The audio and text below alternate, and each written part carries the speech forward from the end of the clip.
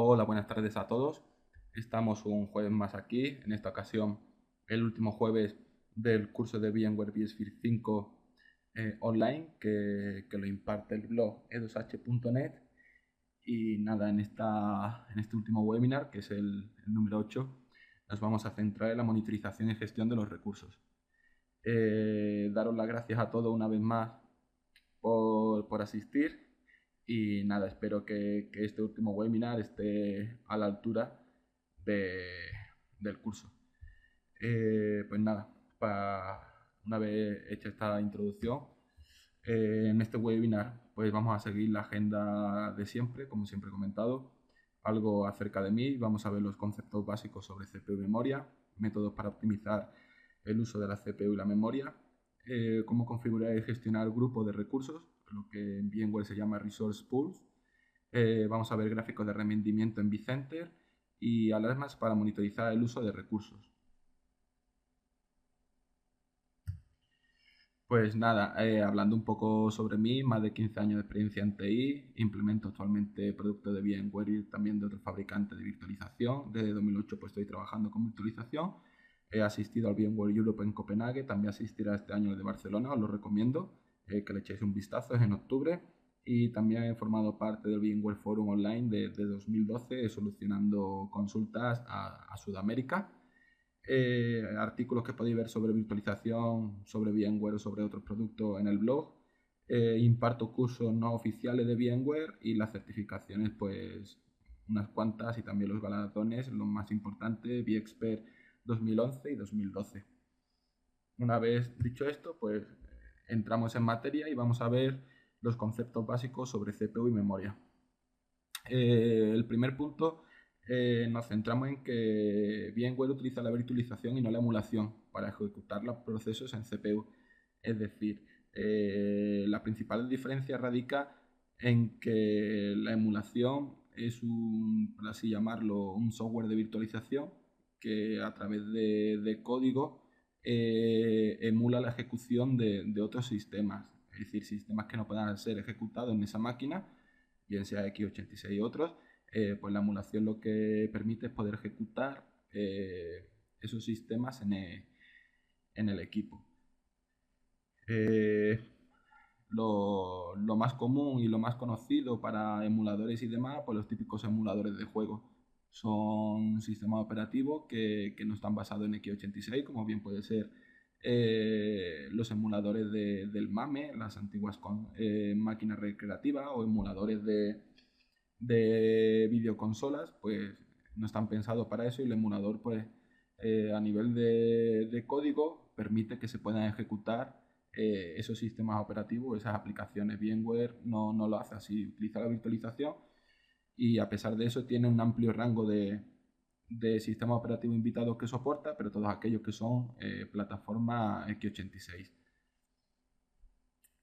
También decir pues, que la máquina virtual tiene la capacidad de ver el modelo de CPU y así usar sus características. Habréis comprobado que cuando creáis una máquina virtual y veis las propiedades de la máquina virtual, si os fijáis en la CPU, está consiguiendo detectar cuál es la CPU física que existe en el host y así poder utilizar todas las características disponibles. Esto conlleva a que hay que usar, si utilizamos diferentes modelos de CPU, es decir, lo que siempre hemos hablado, mismo fabricante, pero diferentes modelos, tenemos que hacer uso de la funcionalidad del clúster EVC para así poder bajar la CPU de mayor característica a la de menor característica. Entonces así pues las aplicaciones y el sistema operativo podrá correr sin problemas en ambos servidores con distintos modelos de CPU. Debido a eso, si fuera una emulación, seguramente estaríamos emulando un tipo de CPU. La máquina virtual no tendría vista de la CPU verdadera que existe en el host y no tendríamos ningún problema en seguramente tener un host con AMD, otro host con Intel y poder correr la máquina en ambos sitios sin ningún problema, gracias a la emulación. En este caso, pues no. Tiene que ser o bien Intel o bien AMD y a través de VCR pues realizar la sincronización de la CPU a la de menor característica. Decir que a nivel de máquina virtual, el que aumentéis el número de CPU no asegura un mejor rendimiento. ¿A qué se debe esto? Pues las CPUs existen ciertas aplicaciones que tan solo están desarrolladas para que corran en una única CPU, no utilice el multiprocesador. Entonces, si estáis habilitando una máquina virtual, dos CPUs virtuales, cuando la aplicación que va a correr en ella no lo soporta, estaréis desperdiciando esa otra virtual CPU que la podéis utilizar otra máquina virtual. Es decir, los ciclos que va a tener que tener otra máquina virtual en espera, porque a lo mejor esa máquina está haciendo uso de una única virtual CPU, pero se reserva el poder usar la otra, pues lo estaréis perdiendo para otra máquina. Nos pregunta Ángel, pero ¿igualaría la CPU al nivel más bajo? ¿El uso de EVC emularía el procesador más inferior? No, el uso de VC no emula. El uso de VC, Ángel, lo que lo veíamos en el otro día, cuando tienes dos procesadores del mismo fabricante pero diferente modelo, uno del año 2008 y otro del 2010, pues el del 2010 tiene las instrucciones del 2008 más instrucciones nuevas. Entonces lo único que hace el clúster VC es al del 2010 le elimina, le deshabilita las instrucciones que tienen nuevas y solo deja las instrucciones antiguas que son comunes al procesador de 2008. Entonces la máquina virtual solo puede hacer uso de esas instrucciones. Así te asegura que la máquina virtual pueda correr en ambos hosts en un caso de una migración con vMotion y no tener problemas en realizar esas migraciones. Como también comentábamos, podríamos tener un clúster, aunque no es buena práctica, con un host con CPU Intel y otro con CPU AMD y podríamos arrancar la máquina sin ningún problema, pero siempre con una parada previa. Pararías la máquina virtual y la podrías arrancar en otro host. Dicho esto, pues como os comentaba, el que se ponga más CPUs de la cuenta a una máquina virtual no asegura un mejor rendimiento. Después tenemos pues, la opción de habilitar Hyperthreading, que según VMware es una buena práctica. El motivo que no se puede habilitar Hyperthreading pues vendría dado de que haya aplicaciones o sistemas operativos que utilicen la opción que se llama coma flotante, una opción que hay en programación, lo cual se impactaría en el rendimiento, pero a día de hoy es difícil encontrar ese tipo de aplicaciones y como buena práctica, pues Hyper-3D debería estar habilitado. Siempre es importante habilitarlo a nivel de BIOS porque si no, no estaría disponible a nivel de VMware aunque este lo viera.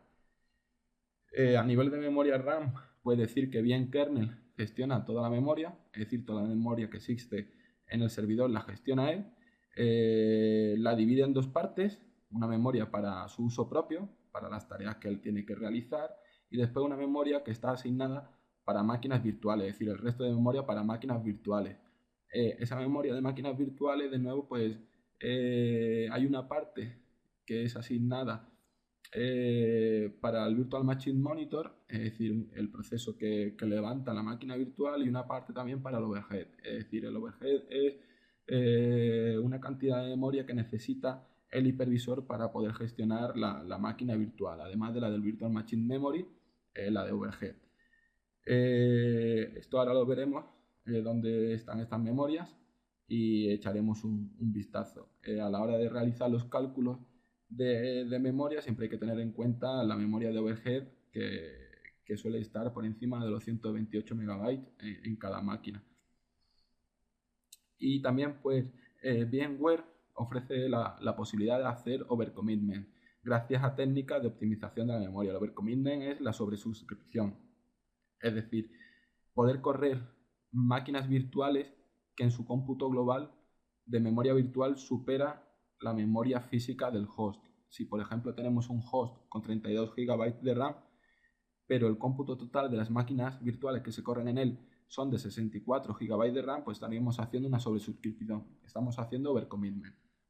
Y para que VMware pueda hacer ese overcommitment, puede utilizar diferentes técnicas de optimización de la memoria, como es TPS, que es Transparent Page Sharing, es decir, ahora lo veremos, utiliza el ballooning, que se basa en las VMware Tools, hace swapping al disco duro del hipervisor, aquel fichero que veíamos de la máquina virtual que era el VSWP, y para hacer ese swapping también puedo utilizar otro mecanismo que es la compresión. Y eso, visto en imagen, lo último, que suele haber bastante información al respecto, pues lo vamos a ver ahora en un PDF de VMware, que os voy a poner en pantalla. Lo podéis encontrar esa información en la red. Primero veríamos pues la técnica de TPS, que era lo que os comentaba. TPS lo que hace, el Transparent Page Sharing, se encarga de que aquellas páginas de memoria que son comunes, tan solo escribe una en la memoria. Al principio, mientras que no hay que hacer overcommitment, mientras que el hipervisor tiene memoria RAM suficiente, no utiliza estos mecanismos. Los mecanismos empiezan a funcionar cuando escasea la memoria RAM, en torno al 93% de uso.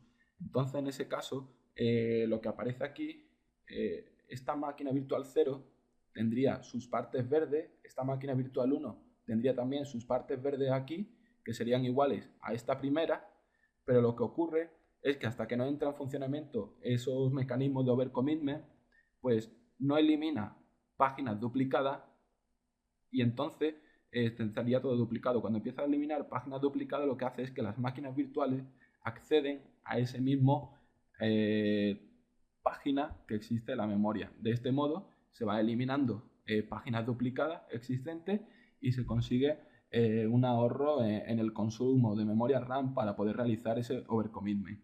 Aquí podéis observar que la máquina virtual 0 tiene dos trozos de memoria verde que coincide con la memoria de color verde de la máquina 1 y de la máquina 2. Pues esas máquinas virtuales atacan a un espacio de la memoria donde todas atacan conjuntamente porque esa página es común a todas las máquinas virtuales. Lo mismo ocurre con la parte roja, donde este trozo rojo entra a overcommitment, se deja de utilizar y empieza a utilizar este rojo que es común, y la página del contenido a través de un hash comprueba que los valores son iguales, en este caso A, y empieza a atacar ahí. Este método pues empieza a entrar en funcionamiento entre el 93 y el 94% de uso de la memoria RAM. Después hemos hablado del ballooning. El orden que estamos siguiendo es el orden en el cual entran a funcionar los mecanismos de optimización de la memoria. El ballooning se basa en las VMware Tools. Son necesarias las VMware Tools para poder utilizar, como comentaba, el ballooning. Y el ballooning pues es, como su nombre indica, un globo.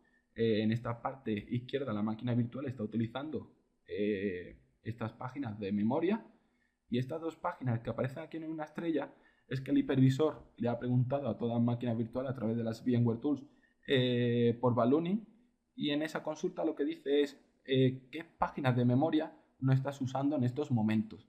La máquina virtual le dice al hipervisor que la página roja y la página violeta no la está usando y que la podrá reclamar para asignársela a otra máquina virtual. Pues entonces lo que hace a través del ballooning libera esas páginas de memoria en la memoria física, el hipervisor, y le asigna la memoria RAM a otra máquina que la esté demandando. En este caso, estos dos que veis aquí, que lo ha quitado de aquí, se lo ha asignado a esta máquina. Pues eso es lo que hace el ballooning, quitar RAM de otras máquinas virtuales que no la están necesitando en ese momento para que otras máquinas la puedan utilizar. Ballooning igual a reclamación de memoria. Importante tener instaladas las VMware Tools. Después de este mecanismo que entra a funcionar a partir del 94 al 95% de uso de la memoria, nos llega lo que es la compresión, que la compresión lo que hace, pues, igual que hace cualquier software de compresión, es reducir el tamaño de las páginas para que la parte de swapping funcione mucho mejor. Lo que es el swapping. El swapping ya vimos que es escribir a disco duro. VMware en su versión 5 ha metido una funcionalidad que el host es capaz de detectar, y si no lo podéis poner vosotros, que tiene discos duros de estado sólido en la máquina, y entonces se puede hacer un overcommitment mayor. Es decir, hoy en día unos discos de estado sólido no hace falta que sean de muy alta gama, pues tenéis unos Intel que funcionan bastante bien, entre 150 y 300 euros el disco. Lo podéis poner, te estáis asegurando que por ese precio pues podéis tener 128 GB o 256 GB. Eso en memoria seguramente os costaría mucho más dinero, no es igual de rápido que la memoria RAM, pero os podríais permitir que el hipervisor empezase a swapear en disco, porque el disco va a ser bastante rápido y no va a penalizar mucho en las máquinas. Pues aquí en esta opción, en esta parte que aparece, que la tenéis en la configuración de la host caché, como podéis observar, es un disco de estado sólido, y ahí le está diciendo que 15 GB del disco de estado sólido lo utilice para swap. Cuando el hipervisor empiece a swapear, pues las máquinas virtuales no se van a ver ralentizadas. Muy importante, cuando monitoricéis vuestros hipervisores, vuestros hosts, y empiecen a swapear, es que tenéis sobre suscripción en ese host y tenéis que empezar a migrar máquinas a otros hosts o aumentarle la memoria RAM. Dicho esto, si tenéis alguna duda con la primera parte vista, si no, continuamos con los métodos para optimizar el uso de CPU y de memoria. Vale, pues continuamos con los métodos para optimizar, como hemos dicho, el uso de CPU y de memoria. Ya lo decíamos antes, importante el uso de hyperthreading siempre que sea posible, y lo tendréis que habilitar a nivel de BIOS. Todas las CPUs no tienen hyperthreading, las nuevas sí, pero las antiguas, como por ejemplo la de mi laboratorio, ahora lo veréis, no tiene la opción de hyperthreading. También es una buena práctica que habilitéis la gestión de energía en la BIOS. Hay una opción de gestión de energía para CPU y demás que se habilita en la BIOS. Después VMware, a través del VMkernel, tiene la capacidad de bajar los ciclos de reloj de la CPU, así también su consumo, y cuando es necesario pues aumenta la capacidad de rendimiento de la CPU. Así pues se asegura que no siempre está consumiendo la mayor potencia que permite la CPU.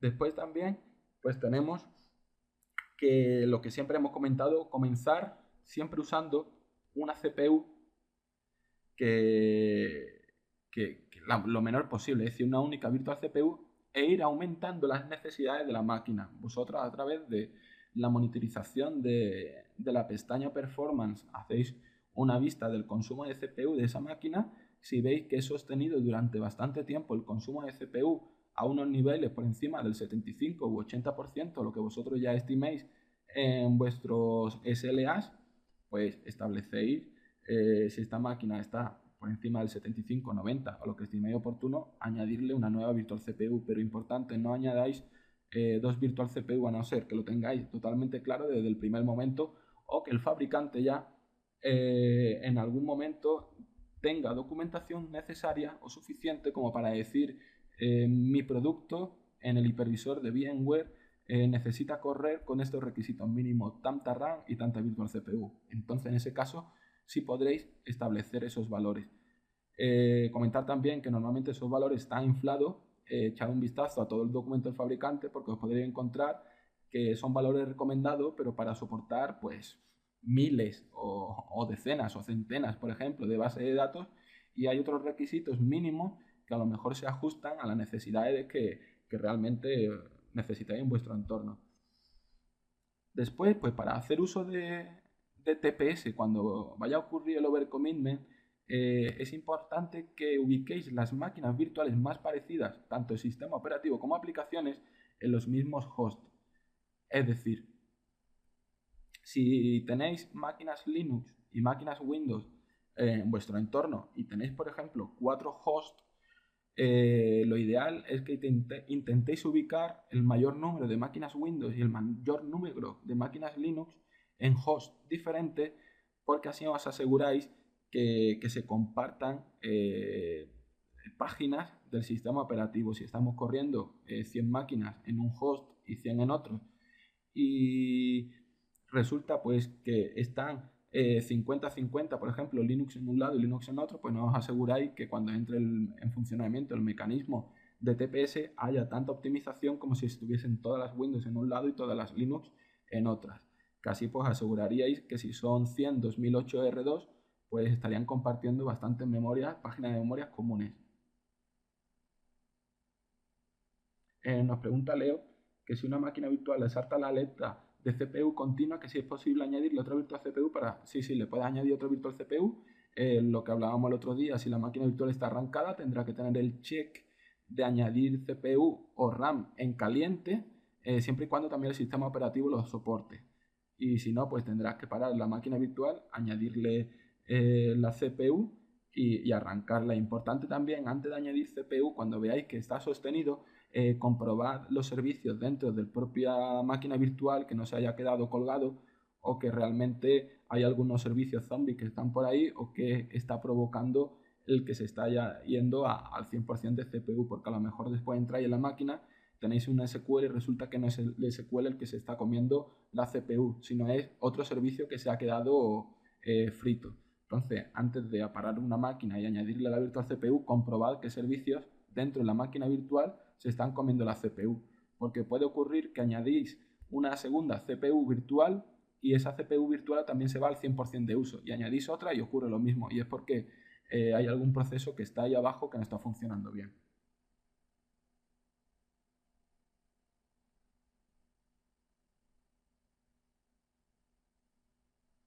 Nos pregunta Manuel que las máquinas virtuales suelen dar alertas de CPU al arrancar la máquina sistema operativo. ¿Se puede optimizar de alguna manera? Generalmente todas con una virtual CPU.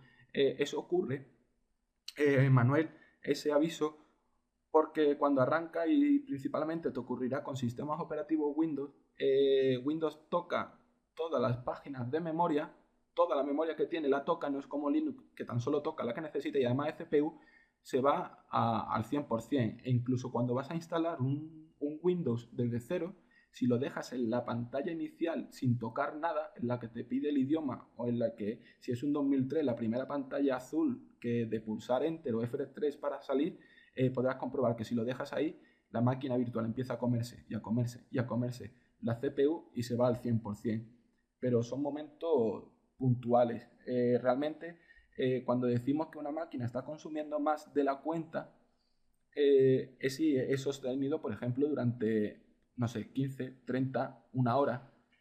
También tened en cuenta que si tenéis servidores de base de datos donde vuestra empresa eh, es una empresa eléctrica de agua o alguna de estas, o que realiza las tiradas de facturación mensualmente, tened en cuenta que durante ese periodo de lanzamiento de la facturación de todos los clientes es muy posible que las CPUs se vayan bastante altas, y eso no significa que sea una alarma. Entonces tenéis que tener establecido ciertas tareas de que cuando vayáis a lanzar esos procesos, pues deshabilitar, por ejemplo, las alarmas de CPU, porque si no, si tenéis herramienta de monitorización, os van a estar bombardeando al móvil continuamente SMS, mensajes o llamadas cuando son tareas que tenéis realmente programadas y que eréis conscientes de ellas.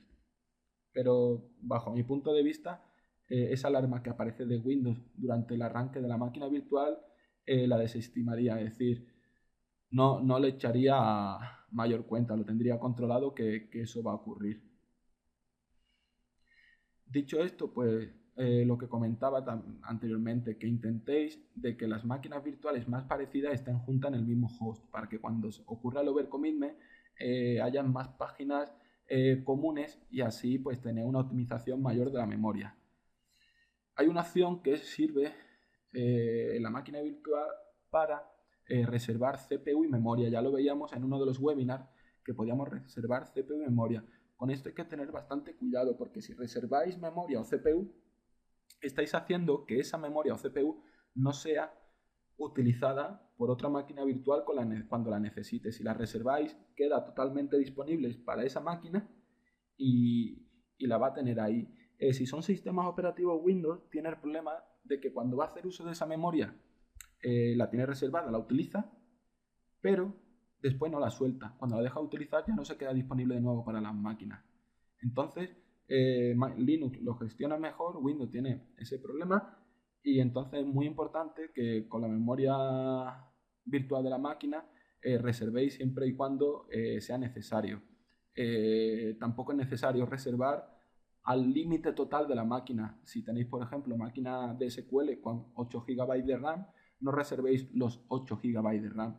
Podéis reservar, por ejemplo, hasta 6 GB o hasta 4, una media que vosotros establezcáis que es suficiente RAM, y permitís que el resto de RAM pues entre en lucha con otros servidores. O si es muy crítico, pues sí reservar los 8 GB de RAM. Pero nada mejor que a la hora de hacer las reservas es que monitoricéis vuestra infraestructura, utilicéis el historial que proporciona vCenter de los monitores de rendimiento y hagáis unas medias de lo que la máquina virtual ha utilizado en un año, en 6 meses, y así establecéis esos límites. Desde cero poner esos valores es muy difícil porque no sabéis al final cuánto va a consumir de recursos esa máquina. Podéis hacer una estimación, pero después os podéis encontrar con sorpresas. Y por último decir, que ya lo sabía y que lo comentamos en la slide anterior, que para que la característica de ballooning funcione es necesario que las VMware Tools estén instaladas. Si no están instaladas esas VMware Tools, pues no es posible hacer uso del ballooning. Y nada, para que veáis un poco este tema, pues os lo muestro en un momento en el laboratorio. Mientras tanto, si tenéis alguna duda.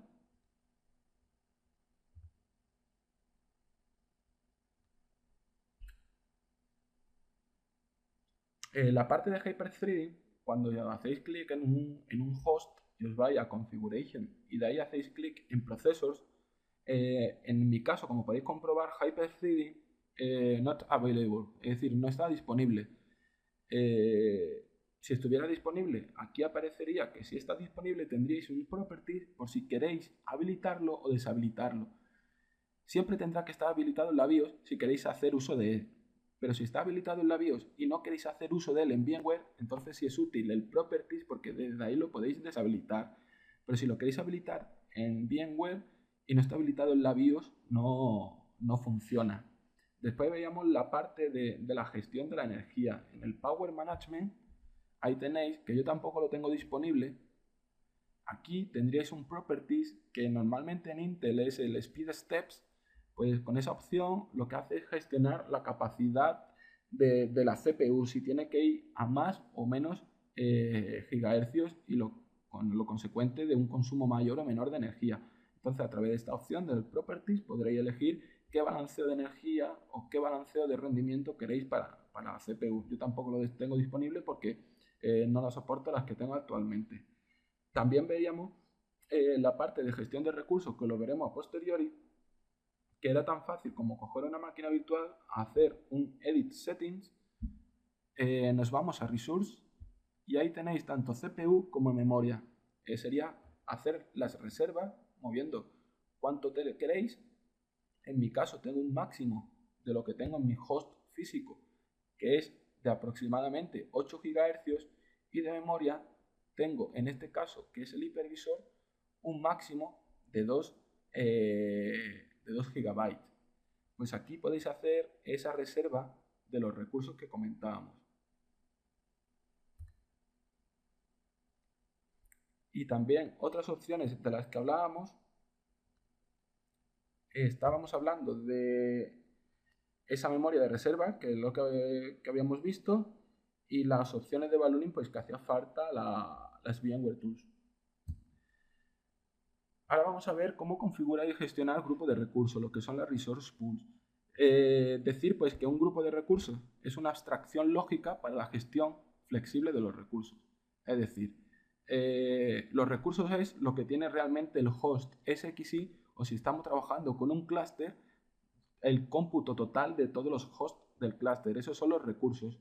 Pues lo que nos permite la resource pools es coger un trozo de esos recursos y poder gestionarlo a nuestro antojo.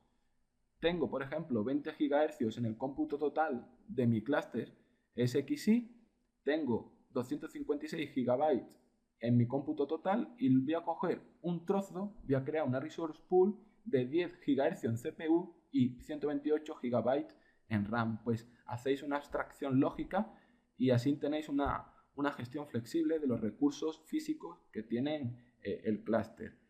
Las resource pools es posible hacer una configuración jerárquica tanto de CPU y memoria. Podéis crear una resource pool, en este caso una resource pool, la padre, la root es el propio clúster es la principal. A partir de ahí creáis las hijos que VMware la llama las siblings.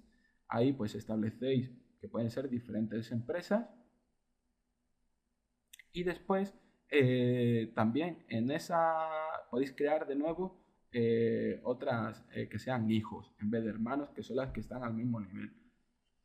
Y después, pues por último, se puede crear tanto en un host SXI, si os vais al host SXI directamente, no por Vicente, se pueden crear resource pools, se pueden crear resource pools dentro de otros resource pools y están disponibles a través de Vicente, pero cuando activáis la opción del clúster de DRS. Nos pregunta Drago por el chat que si Hyper-Threading habilitado en una CPU con 6 cores dentro del SX y si serían 12 virtual CPU. Así es. Hyper-Threading lo que hace es duplicar el número de cores físicos. Si tenéis 6 cores, en este caso serían 12. Decir que VMware tiene ciertos límites para cores al final en el cómputo global, no sé si eran 32 o 64, lo que limita los posibles cores que puede tener vuestro host de forma física. Si habilitáis Hyper-Threading y se supera ese número que tiene VMware disponible, pues no lo podéis habilitar. Si lo habilitáis, pues tendréis problemas, tendréis que deshabilitarlo y no podéis hacer uso de la opción de Hyper-Threading. Y volviendo a la pools de recursos, estaríamos diciendo que el propio host, si hablamos de un único host, el root, en este caso tiene una capacidad de 6 GHz y 3 GB de RAM. Y aquí lo que ha hecho es una resource pool de 4 GHz y 2 GB para calidad, quality assurance, y después una resource pool para marketing de 2 GHz y 1 GB. Esa resource pool van a colgar máquinas virtuales. En este caso tenemos 2 máquinas virtuales para la parte de quality assurance, que es la máquina 1 y la máquina 2, y 3 máquinas virtuales para la parte de marketing, que se van a repartir esos recursos que veis en la parte superior. Ahora vamos a entrar en más detalle, vamos a crear resource pools y vamos a ver las implicaciones que tiene y qué podemos configurar. Volvemos al laboratorio. Y aquí, pues, vamos a hacer todas las resource pools a través del clúster. Lo primero, como podéis observar, aquí arriba no tenemos disponible la opción de crear una resource pool, que era la que hablábamos, que eran unos quesitos. Para eso tenemos que habilitar DRS. Entonces hacemos un edit settings del clúster, activamos DRS, hacemos clic en OK, se habilita DRS en nuestro clúster y a partir de ahora, como podéis observar, ya tenéis disponible la opción de nueva resource pool. Hacemos clic en nueva resource pool, le damos un nombre, en nuestro caso vamos a crear diferentes. Company A, compañía A, y aquí empezáis a asignar los recursos. Tenéis las opciones de shares. ¿Qué son los shares? Los shares tenéis diferentes niveles, bajo, normal y alto o custom. Este bajo sería la equivalencia de 1. De esos recursos, dame 1. Una parte de ellos. Normal sería dame 2 partes de ese recurso. Alto sería dame 4 partes de esos recursos. Y custom lo que vosotros establezcáis. Por ejemplo, en el ejemplo anterior que debíamos 6 GHz, si habilitamos los shares y uno le decimos high y al otro le decimos a otro, me refiero, si a este le decimos high hemos dicho que me tienes que dar 4 partes de las disponibles y en normal 2 partes de las disponibles, pues este estaría en normal porque tiene 2 partes de 6 GHz y este tiene 4 partes de 6 GHz. Pues en eso consiste el shares, en decir quién tiene más preferencia a la hora de coger recursos, si uno u otro. Podéis hacerlo todos a nivel de shares sin asignar recursos exactos, como vamos a ver ahora mismo. Si todo establecemos en normal, todos tienen la misma prioridad para esos recursos. Entonces, en este caso, establecemos los recursos en normal. Y ahora vamos a hacer una reserva. La reserva. ¿Cuánto tenemos disponible? Aquí abajo, en el límite, que es el límite físico que existe, nos aparece 8 GHz. Pues para esta empresa le vamos a dar 2000 GHz. Va a tener 2000 GHz para ella. Y este check quiere decir si la reserva se puede expandir. ¿A qué se refiere expandir? Si una empresa llega a su tope disponible en los recursos que le hemos asignado y este check está marcado, va a tener la oportunidad de poder consultar al root sería al clúster, si tienen más recursos disponibles. Y si es así, va a poder hacer usos de ellos. Si queremos ser muy restrictivos y que la empresa no pueda crear más máquinas virtuales y así no romper con la limitación que le hemos puesto, desmarcaríamos este check y la empresa no tendría ya la capacidad de consumir más recursos de los que le hemos asignado. Por consecuencia, la empresa a lo mejor se puede mosquear si no hay buen feeling o lo que sea, de por qué no puedo crear más máquinas, por qué esto, por qué lo otro. Entonces, pues podéis activar la reserva expandible, miráis cuántos recursos está consumiendo y se lo imputáis, se los cobráis y ya está. Si esto está demarcado, no podrá consultar recursos superiores y a continuación le podemos limitar que nunca llegue a este tope, sino que se quede en el límite que nosotros digamos. Va a tener para él siempre 2 GHz y va a poder utilizar hasta pues 3 GHz. Si él en algún momento pues necesita más, va a ir a consultar a los recursos superiores. Después pues podemos hacer lo mismo con la memoria RAM. Aquí en la memoria RAM establecemos la reserva. En este caso el límite está a 2 GB de memoria RAM. Pues aquí podéis establecer de esta empresa va a tener una reserva de 256 MB de RAM y no va a poder utilizar memoria si necesita más de la que esté arriba y el límite se lo vamos a establecer en 512. Nos pregunta Oscar Lorenzo que si no está marcado la opción de reserva expandible, si podría llegar, si no está marcado la reserva expandible, ¿podría llegar al límite establecido? Sí, puede llegar al límite establecido, porque al fin y al cabo la reserva lo que hace es esos recursos para él. Y el límite es hasta cuántos recursos puede utilizar. Es realmente el límite de la pool. Esos son recursos para él que estarían siempre disponibles. Si lo ponéis a 0, no tendría disponible nada, entraría en luchas con otros y solo podría llegar hasta 512 MB. Estas reservas son como las reservas que creamos en las máquinas virtuales, que se lo reservan para ellos y no lo pueden tocar otras máquinas virtuales. Hacemos clic en OK y ya tenemos la Company A. Podemos crear la Company B. Company B. Le vamos a decir que ella va a tener más prioridad en los recursos de CPU. A la hora de solicitar CPU va a tener mayor prioridad. Le decimos que tiene una reserva de 1 GHz y ella sí va a tener ilimitado el poder llegar al máximo que permita el clúster, siempre y cuando esté disponible. Y le vamos a permitir que pida al root. Y en memoria RAM pues hacemos lo mismo, 256, y tiene la opción de poder pedir más memoria RAM. Hacemos clic, también lo ponemos como alta prioridad, hacemos clic en OK.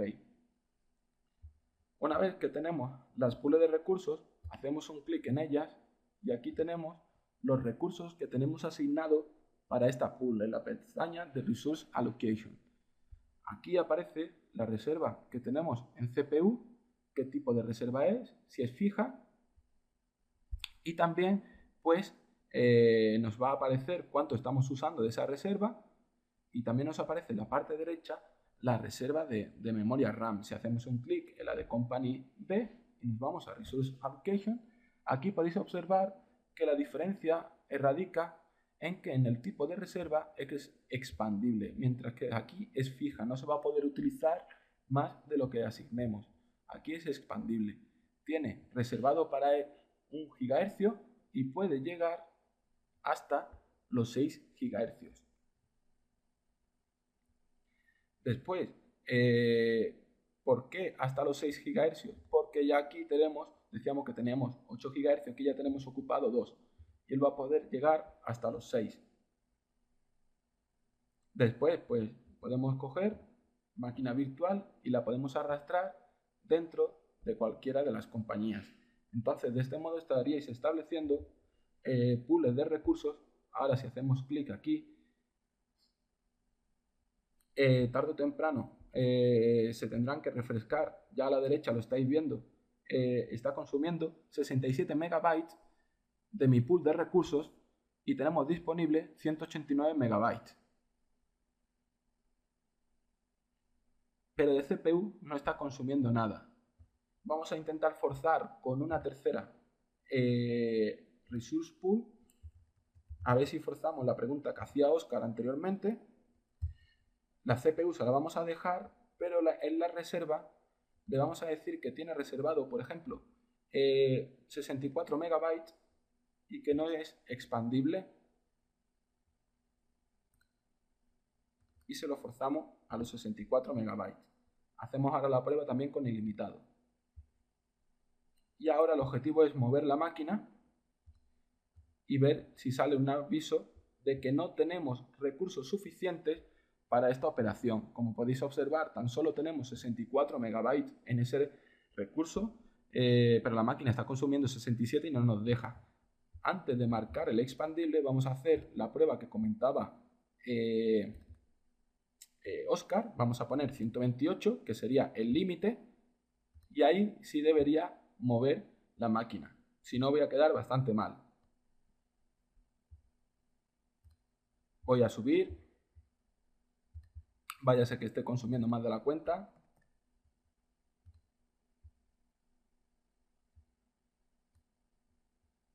Vaya por Dios.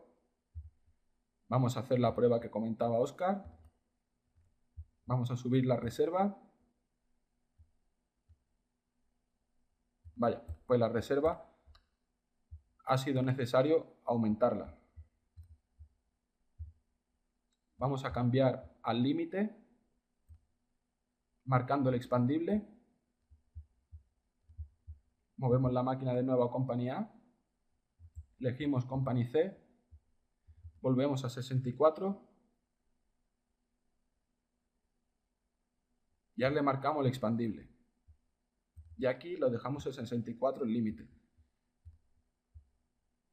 En ese límite no debería dejar moverla. Pero si aumentamos el límite máximo a 128, sí deberían dejar por el expandible. Ahí la tenemos.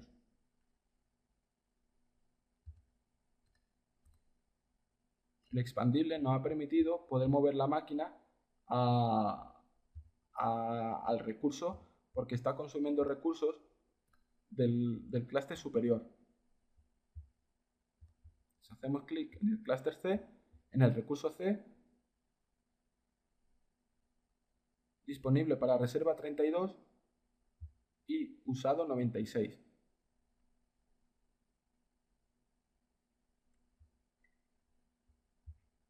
Ahora está usado 100. La máquina virtual, por cada movimiento, seguramente estaba consumiendo más memoria RAM. Si le damos a Summary, Performance, podemos ver la memoria RAM consumida. Estaba consumiendo más, a 552 megabytes. Después, dentro de las pools, podéis crear nuevas pools.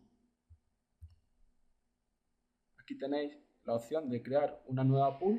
Como podéis observar, la pool ha heredado los límites de la pool superior. Lo volvemos a ver. Esta pool tiene 2 GHz de CPU y 256 MB de RAM. Si hacéis una nueva pool, vamos a ver primero los límites. Para tener más claro, esta pool tiene de límite 3 GHz. Esta pool tiene 3 GHz de límite, y es lo que vemos a la hora de añadir una nueva pool. Oscar, lo que antes quería decirte para el tema de la pool de recursos es si establecemos la opción de expandible como deshabilitada, aunque aquí el límite esté en 3000, no se podrá hacer uso porque si no lo tienes reservado va a tener que pedir arriba y si no hay no lo va a poder usar. Entonces si la marcas sí podrás hacer uso de ella. Entonces ahora cuando creamos una nueva pool de recursos, aquí ponemos en Company A, ponemos Marketing y de ella podemos decir de los 3000 disponibles le vamos a asignar 1 GHz y de memoria RAM de los 512 que tiene como límite le vamos a asignar 128. Hemos creado una para marketing y podemos crear ahora una para finanzas, donde tenemos de nuevo la opción de asignar la reserva, que vamos a poner 2 GHz. Aquí ya nos falla, ¿por qué? Porque ya la otra la habíamos reservado, si no recuerdo mal, 2 GHz. Reserva disponible 2 GHz, porque está a tope. Si no, no podría hacer uso de aquí, de la expandible, entonces solo tenemos opción de añadir 1 GHz.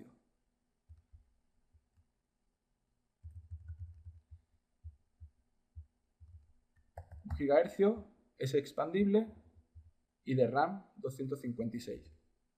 Tampoco nos deja 128 por los expandibles que tiene habilitado. Entonces esta tendría 128 y 128 nos da ese error porque esta solo tiene disponible reservado, securizado 256 y esta solo tiene 2 GHz. Entonces solo nos permite reservar lo que ya tenemos reservado. Si nosotros aquí aumentamos a 3 GHz, como si es reserva nuestra, nos permitirá una de las dos aumentarla a 2 GHz, pero porque ya tenemos reservado ese espacio. Entonces solo en reserva podemos asignar lo que a nosotros ya nos hayan reservado. Y en memoria RAM solo nos ha dejado 128 porque tenemos reservado 256. Aquí si habilitásemos la opción de expandible, debería permitirnos subir ahora hasta ese límite. Hará uso de ella cuando vaya a tirar de la root. Como podéis observar, pues ahora sí nos ha permitido 256 MB. No los tenemos realmente y solo podremos llegar a ellos cuando tenga recurso el root. Si tenéis alguna duda con la parte de recursos, de grupo de recursos,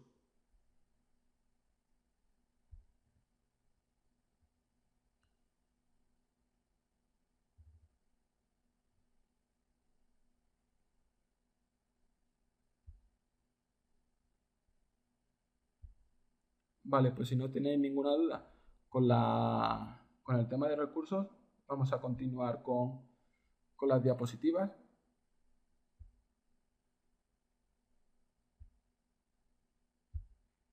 Ahora vamos a ver los gráficos de rendimiento en vCenter. Ahí vamos a ver diferentes opciones para ver las gráficas. VMware proporciona múltiples herramientas para poder visualizar el estado y rendimiento de la infraestructura. Con estas herramientas podemos visualizar y monitorizar pues todo. Y tenemos disponible lo que son gráficos de rendimiento a través del cliente de vSphere Client. Tenemos la monitorización del sistema operativo invitado. Podemos monitorizar internamente en el sistema operativo gracias a las VMware Tools. Podemos monitorizar el estado del hardware. Para poder monitorizar el estado del hardware ha de cumplir el estándar SMASH, que son pues unos monitores que tiene disponible el hardware con el que comunica VMware y consulta el estado de este. Podemos ver los mapas de almacenamiento y sus gráficas y también una monitorización del rendimiento desde la CLI, es decir, desde la línea de comandos. Ahora pasaremos por cada una de estas partes, veremos cómo monitorizar, cómo se visualizan esas gráficas y esta parte de monitorización de los gráficos resulta bastante útil para detectar problemas de rendimiento en la infraestructura. lo que comentaba anteriormente. ¿Cómo saber si una máquina está escasa de recursos o tiene más recursos de los que realmente necesita? Pues a través del historial, a través de las herramientas de monitorización, del performance, que la pestaña que tenéis disponible, pues podéis ver los contadores que tiene y establecer ciertas reglas y así pues mejorar lo que es el rendimiento de vuestra infraestructura, añadiendo más recursos hardware o eliminando recursos que no estéis utilizando. Y nada, pues vCenter nos proporciona un histórico de rendimiento y mayor información. La monitorización es más rica, tiene más información cuando se instala vCenter, ya que todos los monitores de rendimiento y los contadores son almacenados en la base de datos. Mientras que si hacéis una conexión con vSphere Client directamente al host SXI, solo podéis ver el real time. Es decir, solo podéis monitorizar en tiempo real lo que está ocurriendo en el host. Entonces, cuando instaláis vCenter, obtenéis bastante más información. Dicho esto, si conectamos al host nativo sin pasar por vCenter, tenéis que hacer un clic en el host. Cada uno de los objetos tiene su pestaña de performance. Y aquí, en el host, si nos vamos a performance, podéis observar que la parte de switch to podéis cambiar entre las diferentes monitores disponibles. Monitor de CPU, monitor del data store, monitor de disco, de memoria, de red, de energía, del adaptador, de almacenamiento, del camino de almacenamiento, del sistema, de la reduplicación de vSphere o el default, que es el de CPU de nuevo, o el que establezcáis. Pero aquí, si le dais a las opciones de la monitorización, de performance, aquí podéis elegir en tiempo real, un mes, un día, fechas personalizadas, pero como si estamos atacando directamente al host SXI y no se almacena su información en ninguna base de datos, solo tenemos disponible el real time. Aquí elegiríais, ahora lo veréis a través de vCenter, tenemos más opciones como a un día, a un mes, una semana, el custom, donde podéis elegir horas o de una fecha a tal fecha. Y después tenéis diferentes tipos de gráfico. Tenéis el gráfico en líneas, el gráfico en stacky, es decir, pues se rellena completamente de color los fondos y son pues en diente de sierra y lo podéis ver por máquina virtual. Después seleccionáis qué objetos queréis monitorizar, en este caso, como he hecho clic sobre el host, solo me aparece disponible el host y qué contadores queréis marcar para su monitorización. Tenéis, como veis, una infinidad.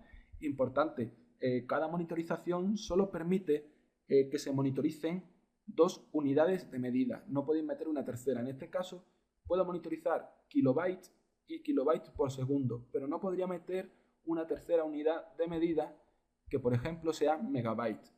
En este caso podría meter solo 2, megabytes y kilobytes, pero si meto megabytes y kilobytes, no puedo meter una tercera que sea los kilobytes per second, es decir, los kilobytes por segundo. No lo podría meter, solo podemos monitorizar 2 unidades de medida a la vez.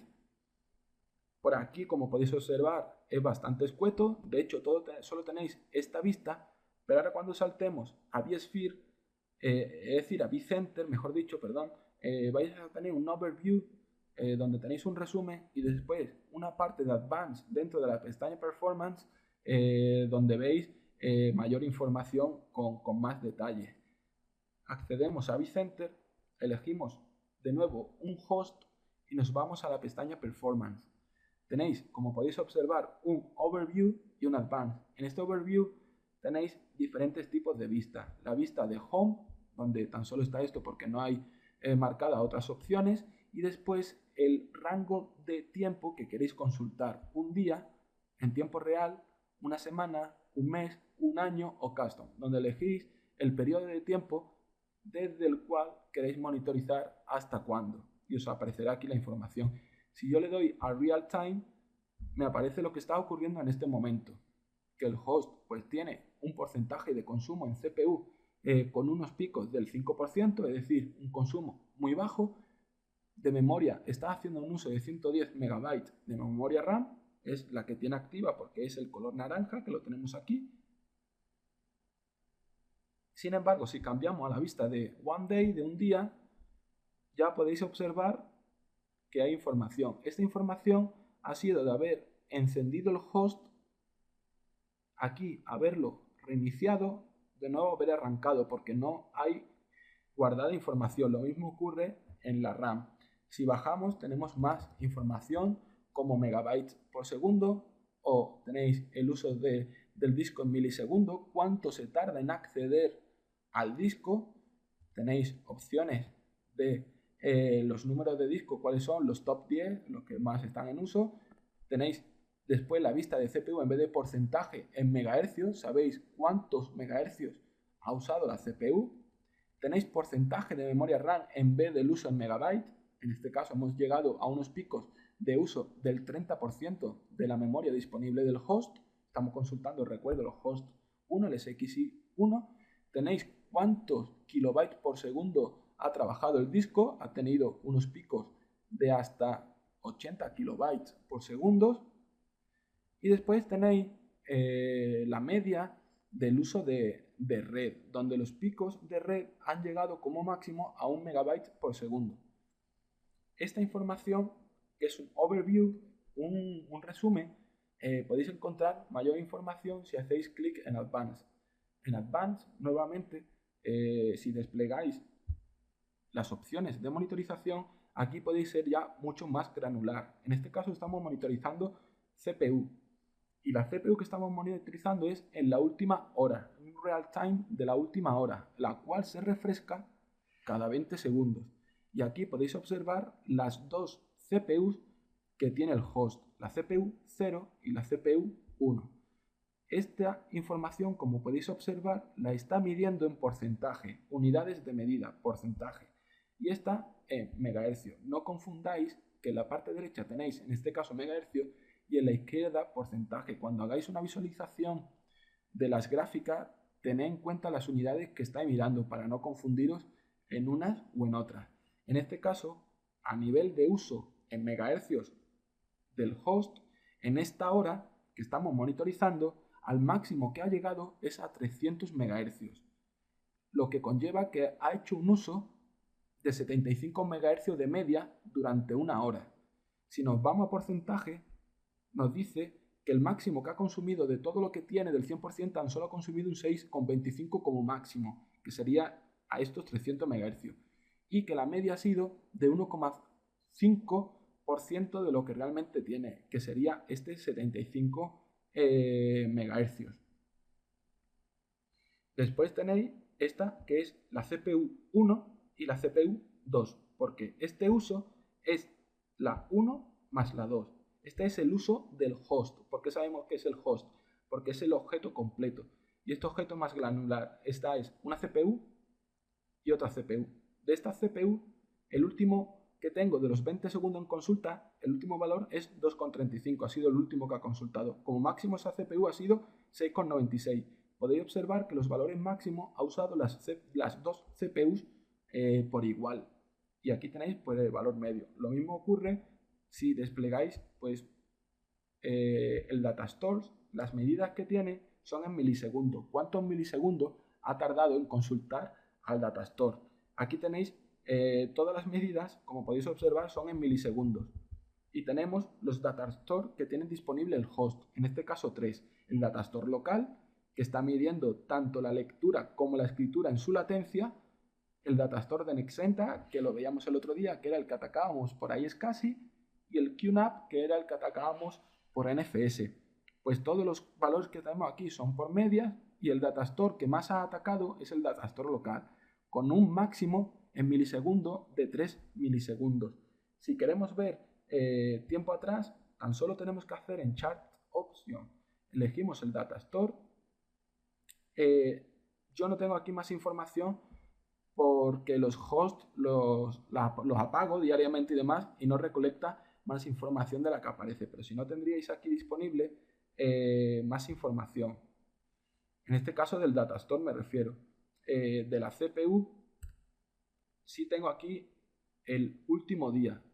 Os vamos a ver durante este tiempo cuánto hemos consumido desde que más o menos empezamos con el clúster en el laboratorio. Aquí tenemos de haber arrancado el clúster el lunes, de haberlo arrancado el martes. Podríamos monitorizar a ver si hay información del martes, nos iríamos a Shard Options, elegiríamos Custom, elegiríamos desde cuándo, aquí le diríamos el martes que tuvimos laboratorio y vamos a ver el martes. Desde las 18:30 hasta las 21. Vamos a ver la CPU. Y aquí tenéis el consumo de CPU. Desde esa hora que estuvimos en el laboratorio. Entonces, la granularidad de las consultas es bastante amplia. Podéis consultar bastante información. Nos pregunta Ángel que cuál sería un rango decente de latencia en un datastore. Según VMware, superior a 15 milisegundos ya es que hay congestión en el datastore. Por encima de 15 milisegundos. Una cosa es que sea puntualmente que suba 20, como mucho, pero no más de 15 milisegundos. Eso irá a como esté el datastore de cargado, y no siempre la culpa la tiene el datastore, sino que cuando se dimensiona la cabina, a lo mejor se crea con un array de tan solo 3 discos SATA, se crean internamente muchos datastores y realmente se está viendo afectado todos los datastores. Si observáis que todos los datastores se están viendo afectados, es que el problema es del array y no del propio datastore, pero por encima de 15 milisegundos ya sería para observarlo. Tenemos después el consumo de memoria.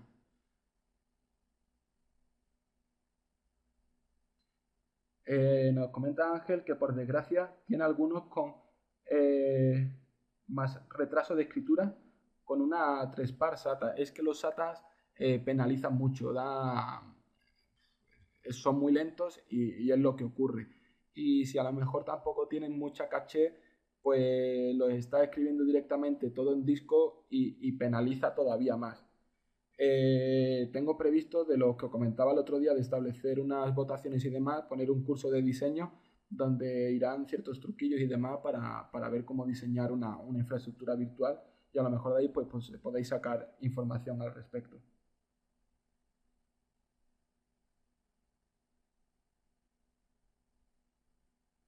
Nos pregunta Drago que qué marca de datastore aconsejas, HP, Hitachi o Dell. Yo no recomiendo nada.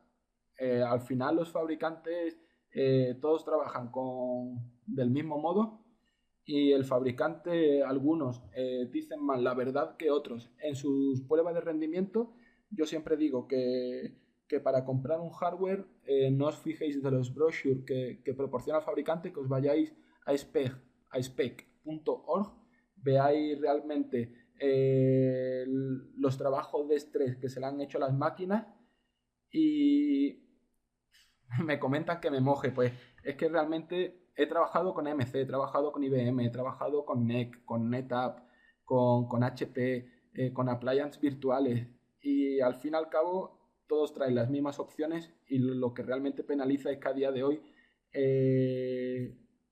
no hay esa cultura de la importancia que tiene el almacenamiento, porque tened en cuenta que lo decía el otro día, anteriormente cuando todo era físico, cuando sí teníamos más material físico, cada host tenía sus propios discos, a no ser que hubiese una cabina para algún clúster, pero tenían sus propios discos. Sus propios discos conlleva a que tienen sus propias IOPS, no son compartidas con otras máquinas físicas. Entonces os podíais encontrar que un servidor perfectamente podía tener 5 discos SCSI, 5 discos SCSI a 15.000 revoluciones para él solo.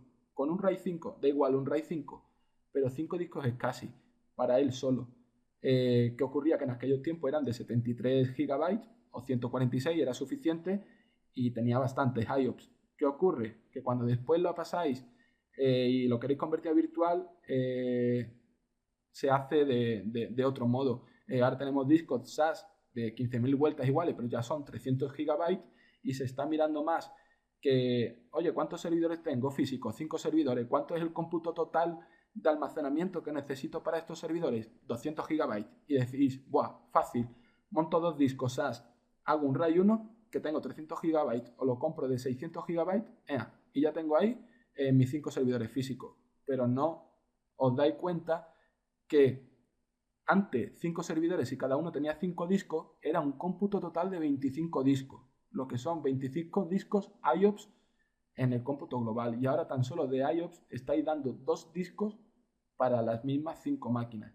Y ahí es el problema, que hay muchas consultoras y demás que dimensionan en capacidad pero no en rendimiento. Por eso digo que al final las cabinas vienen a ser todas iguales. Lo que tiene una cabina mejor que otra son detalles como funcionalidades de migrar en caliente los bloques más utilizados o funcionalidades de caché y cosas de este estilo, o que puedan ser almacenamiento unificado y no tengáis tan solo SAN, si tengáis SAN y NAS en la misma máquina, cosas de este estilo. Y después pues hay cosas que hacen muy buenas los fabricantes. Ángel comentaba por aquí Hitachi, aunque también con otra marca, pero por ejemplo hay cosas de Hitachi que me gusta bastante, que me han comentado, yo nunca lo he visto, pero parece ser que sus discos, una buena práctica y que es sabida por todo el mundo, es que en un array de discos, no todos los discos han de ser del mismo fabricante, o si tienen que ser del mismo fabricante porque es con el que trabaja la compañía, que no sean de la misma serie y de la misma tirada. Entonces, según me han comentado, yo no lo he visto, Hitachi por lo que se ve mueve discos de una fábrica y de otra. Entonces así te aseguras que si viene una remesa mala de discos, no se averían todos los discos. Pero como ya digo, esos son detalles a tener en cuenta, y sea Hitachi, EMC, NetApp, al final son funcionalidades que tienen uno y no tienen otras. Y realmente el tema está en los discos que realmente utilicéis. Aquí, si seguimos con esto, que nos vamos alargando, ahora después al final le echamos una charla o que queráis. Monitores, pues podemos seguir pasando en el storage pad, que de nuevo son milisegundos. El adaptador, que también son milisegundos, donde aquí vemos los adaptadores, el iSCSI, qué latencia está teniendo el iSCSI. Aquí tenemos la latencia que está teniendo en local, en los discos locales. Podemos ir más granular a nivel del camino para cada almacenamiento que está moviendo, cuánto estoy tardando en llegar a cada LUM. Como podéis observar, tenéis bastante granularidad para ver la parte de rendimiento. Os aconsejo que le echéis un vistazo.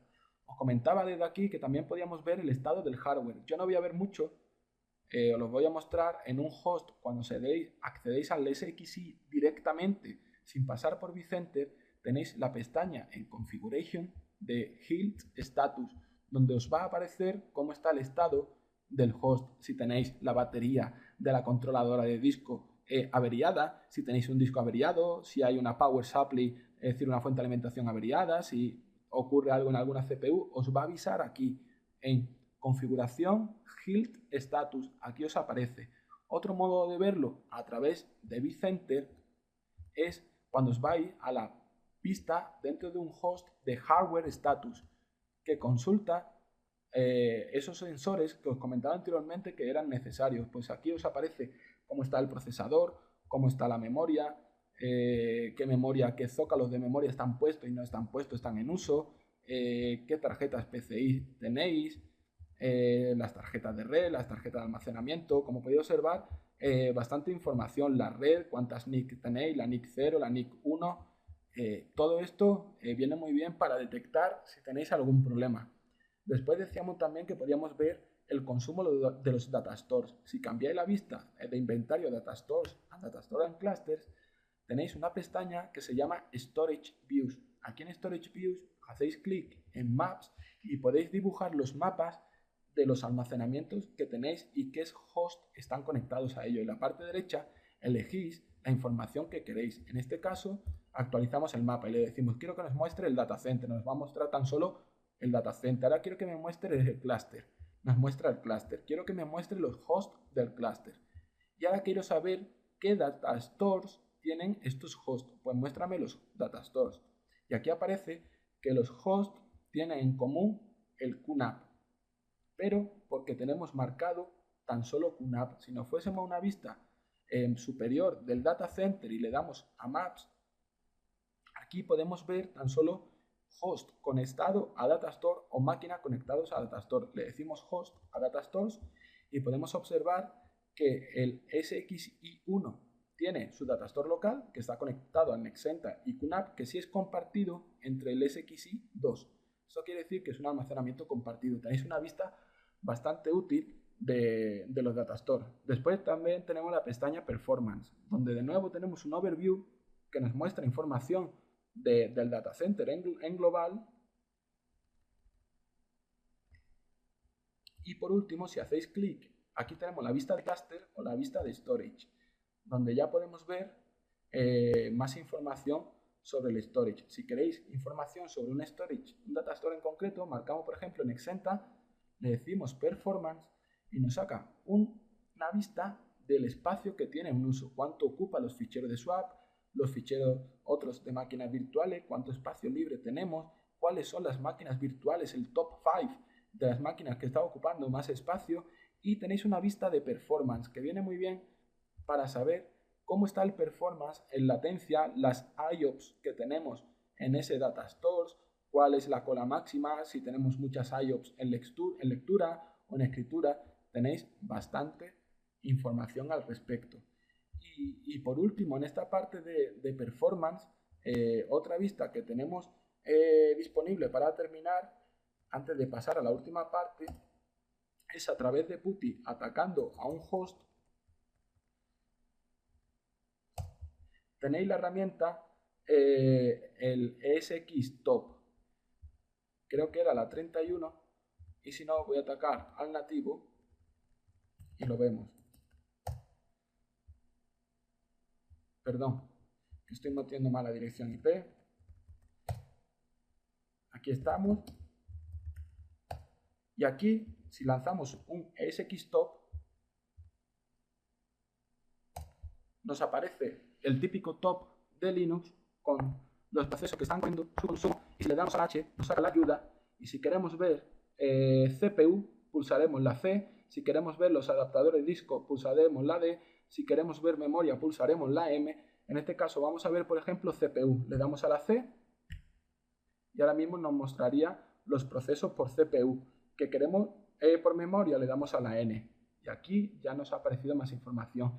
Que queremos otra vista, una vista de los discos de las máquinas virtuales, o queremos ver las máquinas virtuales por qué red, por qué tarjeta de red están saliendo, le daríamos a la N y aquí tenemos nuestras máquinas virtuales. Si tenéis un TIMI podéis ver por qué NIC está saliendo del TIMI. En este caso no tenemos TIMI, entonces el Virtual Switch 0, la máquina SXI1 está saliendo por la NIC 0, el Nexenta también por la NIC 0. Sin embargo, este puerto que vi en kernel, que es el iSCSI, está saliendo por la NIC 3. Si tuvierais un TIMI, veríais por cada NIC dónde está saliendo cada máquina virtual. No sé si teníamos TIMI hecho aquí en el vCenter y podríamos ver esa parte que os digo. Vamos a ver en configuración, si nos vamos a networking, a ver si está en timing el almacenamiento, a ver si nos muestra algo. Vamos a lanzar otro PuTTY.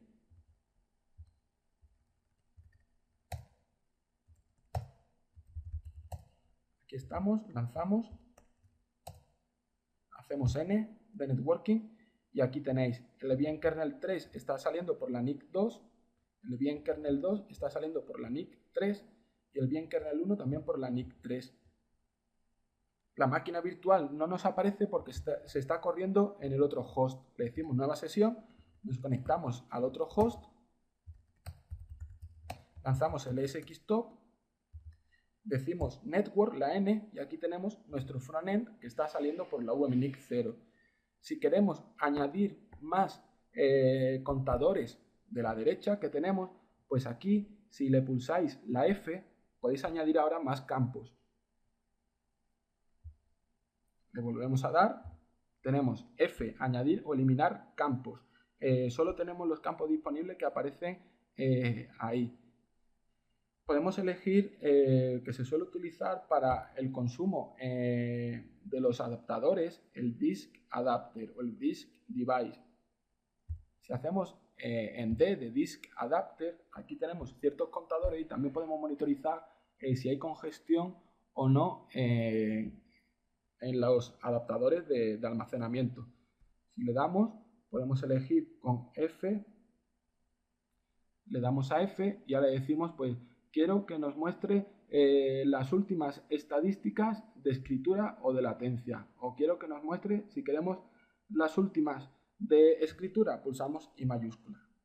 Queremos también la de escritura, pulsamos H.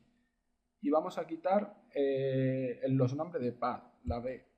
Hacemos a clic, nos ha mostrado ahora más información. Como podéis observar, SXTop es bastante útil y hay bastante información en la página de VMware para utilizarlo. Si tenéis alguna duda con esta parte, que entramos en la parte final.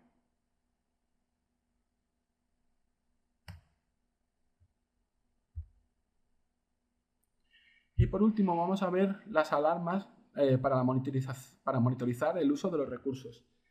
vSphere incluye un subsistema de eventos y alarmas configurables.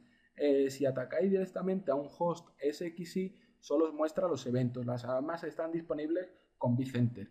Los eventos almacenan acciones del usuario del sistema sobre objetos de vCenter o en un host. Es decir, si hacéis un power on, un power off, un reset, un shutdown, todo eso queda reflejado en eventos. O si el sistema realiza alguna tarea, lo podéis observar en eventos. Imaginaos, oye, ¿quién ha apagado esta máquina virtual? No os preocupéis, os vais a lo de eventos, buscáis por la máquina virtual, buscáis el último power off y os dirá, lo ha apagado administrador. Y diréis, ¿quién administrador? Somos todos.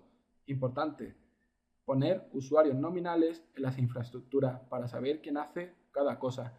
No es un control, es que después no todos os llevéis el rapapolvo. Importante no utilizar usuarios comunes para todo el mundo. Después, pues, las alarmas son notificaciones que se activan en respuesta a un evento. Es decir, ocurre un evento, salta una alarma. O también alarmas a un conjunto de condiciones, si pasan ciertas cosas, salta una alarma, o al estado de un objeto. Dependiendo de cómo se encuentra un objeto, también puede saltar una alarma. Cuando salta una alarma, permiten que sean reconocidas. Ese reconocimiento, igual que en cualquier software de monitorización, quiere decir que la persona que la reconoce se está haciendo cargo de solucionarla. Entonces salta la alarma, la ven X administradores y el administrador que la reconoce se la está adueñando para resolverla. Pero la alarma sigue estando visible como que todavía no ha sido solucionada, pero que si hay una persona que se encarga de ella porque la ha reconocido.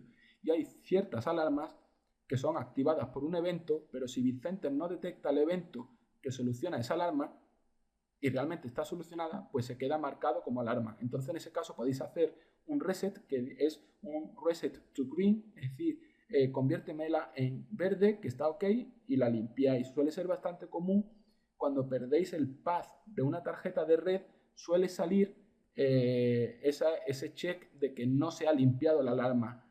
Entonces ahí tenéis que hacer un reset to green.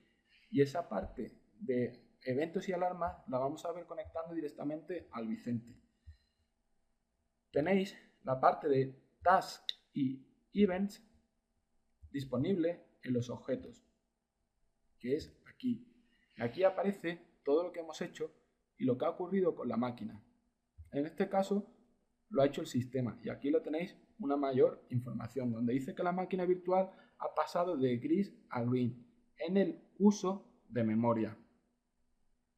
Tenéis también que la máquina virtual ha sido movida de lo que hicimos anteriormente desde la pool C a marketing. La hemos movido desde company C a marketing. También hemos visto que le hemos cambiado la asignación de recursos. Y aquí pues te dice que no hay más información porque en esta parte de eventos sí es bastante escueto. Sin embargo, aquí podéis observar que el usuario que lo ha hecho es el administrator, que ha sido moverlo de un lado a otro. Y también tendría que aparecer que la he vuelto a mover aquí. Y en algún momento un power on. Si buscáis aquí arriba a la derecha, por power on, aquí aparece. La máquina se ha encendido el 9 del 8, que es hoy, a las 18:32. He encendido la máquina y lo ha hecho el administrador. Ha venido un mensaje de aviso de la tarjeta de red, pero eso lo manda el VPX User, que es el agente de vCenter que está instalado en el hipervisor. Como podéis observar, tenéis bastante información de los eventos que ocurren y aquí las tareas pues que se realizan sobre ellas. Y todo esto es útil si hacéis uso de las alarmas. Hay ciertas alarmas, como podéis observar, que ya están definidas. Tenéis dos vistas, la vista de las alarmas que están activas, que han saltado, y las definiciones. Las definiciones es las reglas para que salten esas alarmas. Estas son las predeterminadas que tiene VMware. Una alarma para el uso de memoria, alarma para el uso de CPU. Tenéis, si hay monitorización de HA que falla contra la máquina virtual, qué hacer si esto falla, si ha fallado el failover, tenéis diferentes alarmas. ¿Que queréis ver qué hace cada alarma cuando salta? Le dais botón derecho y ver la configuración. Aquí tenéis en triggers, podéis observar que si la condición es superior a 85%, salta un warning durante 10 minutos. Después, si es un 95%, un alert. Y así, durante 10 minutos, manda esos avisos. Cada 10 minutos va mandando el warning. Cada 10 minutos manda el alert. Y tenéis la acción. Y aquí en la acción podéis poner que cuando pase de verde, de estar bien, a un warning, pues mande, por ejemplo, un correo electrónico. O si queréis que cuando pase de warning a critical, mande un SMS. Y también cuando vuelva a su estado normal. Que vosotros queréis crear una alarma, podéis hacerlo en los diferentes objetos. Vamos a hacer, por ejemplo, una alarma a nivel de la máquina virtual. Pues en la vista de definiciones, hacéis clic con el botón derecho, le decís nueva alarma. ¿Cómo vamos a hacer para que, por ejemplo, pueda saltar una alarma? Vamos a ver esta máquina virtual. Vamos a intentar con el consumo de CPU a ver si conseguimos hacer una alarma para que salte el consumo de memoria RAM. Nueva alarma, RAM consumida. ¿Qué tipo de monitor? Solo nos deja Virtual Machine porque hemos elegido una máquina virtual. Si hiciéramos clic en el clúster y dijéramos nueva alarma, nos va a permitir alarma de host y alarma de máquina virtual o del propio clúster. Ya nos dice monitorizar condiciones de estado, por ejemplo CPU, o queremos monitorizar eventos como que la máquina virtual se arranca, se para. Nosotros vamos a decir el uso de CPU o de memoria RAM. ¿Cuándo va a saltar los warnings? Tenemos si se haga cualquiera de las condiciones o se tienen que cumplir todas las condiciones que nosotros pongamos. Es decir, solo mandemos una alarma cuando se cumplan todas las condiciones. Le decimos añadir. En este caso, desplegamos y queremos monitorizar, a ver si aparece, el uso de memoria RAM. Le vamos a poner un warning de en vez del 75%, a ver si con el 1% ya nos salta. Y el critical a partir de un 5%. En el reporting lo dejamos de forma predeterminada, es cada vez que queremos que nos mande una alarma, la acción, añadimos, y aquí podéis decir enviar una email, enviar un trap, ejecutar un comando, apagar una máquina, encenderla, suspender la máquina, reiniciarla, migrar. Podéis hacer también que si una máquina se cae, arranquéis otra que esté de respaldo, lo podéis poner. Decimos, pues por ejemplo, que envíe una notificación de email y lo podemos decir cuando queremos el email, pues cuando pase de verde a warning o cuando pase del warning a critical, pues aquí. ¿Y dónde? Pues aquí también. Y vais marcando las necesidades. ¿Que queréis otra alarma? Otro aviso, le dais a añadir, le decís que quiero que haga un power off de la máquina aquí, por ejemplo. Nosotros vamos a eliminar los avisos, le vamos a dar OK.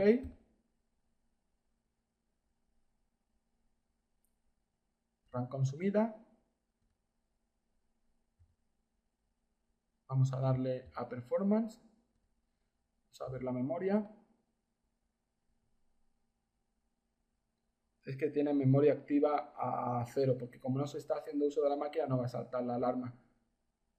Pero aquí sería, pues esta alarma saltaría cuando hubiese problemas de memoria. Y aquí pues podéis crear tantas alarmas como queráis. Nos preguntan por el chat, Oscar, que si se supone que si selecciona enviar notificación por email, en algún momento te solicitará la dirección de correo a la que envía la alarma. ¿Es así? Sí, te pide la dirección de correo a la cual quieres mandar las alarmas.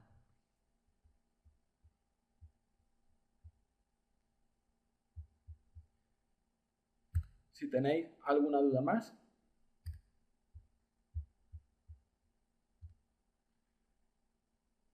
Vale, pues nada, esta era la última parte. De nuevo, desearos pues las gracias a todos los que habéis asistido estos días a los cursos, a los webinars, que siempre habéis estado por aquí. Y nada, espero veros en otros cursos. Hoy por ser también el último, y ya lo he hecho muchas veces, pues nada, agradecimiento a todos los que aparecéis por ahí. Seguro que me dejo a un montón de gente también y también pues a la asociación Cucudrulo a la cual pertenezco, que ha estado echando un cable en apoyar esta iniciativa. También seguramente veáis posibles cursos gratuitos a través de ellos. Y nada, muchas gracias por asistir. Las votaciones, me pregunta Leo que cuándo la abriré. Espero por lo menos que pasen vacaciones y demás, y seguramente pues dentro de un mes así pues ya habrá las votaciones, que vea un poquito las cosas del temario que pueda hacer para el curso. De nuevo, pues nada, muchas gracias por asistir y que tengáis un buen verano lo que queda. Y nada, os sigo viendo por Twitter, dejad vuestros comentarios y espero veros alguno en el VMware y si no en persona. Un saludo y muchas gracias por asistir.